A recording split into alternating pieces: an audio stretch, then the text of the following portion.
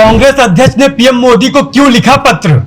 क्या जातिगत जनगणना पर फिर गरमाई सियासत? जाति जनगणना के जरिए 2024 साधने में जुटा विपक्ष।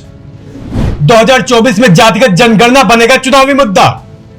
2024 का लोकसभा चुनाव जैसे जैसे नजदीक आ रहा है, वैसे वैसे सभी राजनीतिक पार्टियों ने अपनी कमर कसनी शुरू कर दी है। फिर चाहे वो बीजेपी हो या कांग्रेस या सपा या बसपा, आरजेडी हो या जेडीयू, टीएमसी हो या आम आदमी पार्टी, सभी पार्टियों ने तैयारियां तेज कर दी है। वहीं दूसरी तरफ कर्नाटक विधानसभा चुनाव को 2024 का सेमीफाइनल माना जा रहा है। यही वजह है कि कर्नाटक चुनाव के जरिए 2024 की सियासी बिसात बिछाई जा रही है। बीजेपी ने 2014 में जिस सियासी समीकरण से कांग्रेस को देश की सत्ता से बेदखल किया था, अब कांग्रेस भी उसी एजेंडे के तहत आगामी लोकसभा चुनाव के लिए ताना बाना बुन रही है। कांग्रेस नेता राहुल गांधी ने जातिगत जनगणना की मांग उठाकर इस संवेदनशील मसले पर बड़ी राजनीतिक बहस छेड़ दी है। अब सवाल यह उठता है कि क्या राष्ट्रीय स्तर पर जातिगत जनगणना विपक्षी दलों के लिए एक अहम चुनावी मुद्दा होगा? आपको बता दें, कांग्रेस अध्यक्ष मल्लिकार्जुन खड़गे ने पीएम मोदी से कहा कि हर 10 साल में होने वाली जनगणना के साथ जातिगत आधारित जनगणना भी करवाई जाए। खड़गे ने 16 अप्रैल को लिखे पत्र में पीएम से कहा कि मैं एक बार फिर जातिगत आधारित नवीनतम जनगणना करवाने का आग्रह करता हूं। मेरे सहयोगी और मैंने संसद के दोनों सदनों में कई बार यह मांग उठाई है। आप जानते हैं कि यूपीए सरकार ने पहली बार 2011-12 के दौरान सामाजिक, आर्थिक और जातिगत जनगणना करवाई थी। खड़गे ने कहा कि 2014 में आपकी सरकार आने के बाद इसे जारी करने की मांग की गई, लेकिन आंकड़े जारी नहीं किए गए।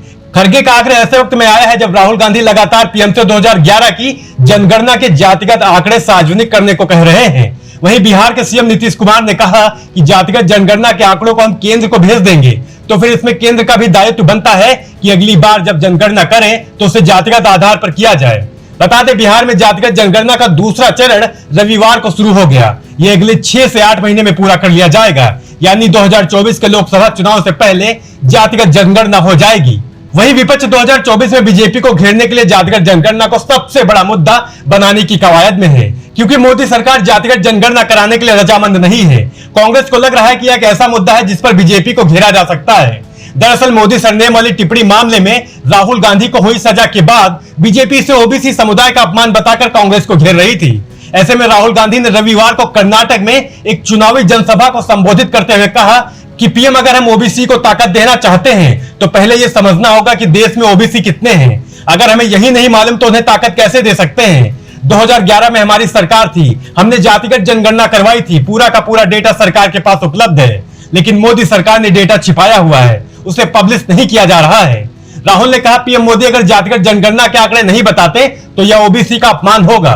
साथ ही राहुल गांधी ने पीएम मोदी से आरक्षण की 50% सीमा को हटाने की मांग की है।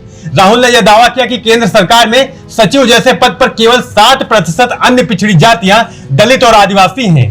कांग्रेस नेता राहुल गांधी ने जातिगत जनगणना के जरिए बड़ा सियासी दांव चला है। इस मुद्दे के बहाने कांग्रेस सियासी छत्रपों को एकजुट करने की भी कवायद कर रही है। वहीं राहुल गांधी, मल्लिकार्जुन खड़गे और नीतीश कुमार के बयान से लगता है कि 2024 के लोकसभा चुनाव में विपक्षी दलों के लिए राष्ट्रीय स्तर पर जातिगत जनगणना अहम चुनावी मुद्दा हो सकता है। बता दें, अब तक कम से कम 17 विपक्षी दल राष्ट्रीय स्तर पर जातिगत जनगणना करने की मांग का समर्थन कर चुके हैं। जाहिर है कि 2024 के चुनाव से पहले जातिगत जनगणना के मुद्दे पर विपक्षी दल राष्ट्रीय स्तर पर कहीं न कहीं लामबंद भी हो सकते हैं। अब देखना यह दिलचस्प होगा कि चुनाव में यह कितना बड़ा मुद्दा बन पाता है, या फिर बीजेपी हिंदुत्व के सहारे फिर से अपनी नैया पार करेगी। नेशनल न्यूज नाउ के लिए सूरज वर्मा की रिपोर्ट।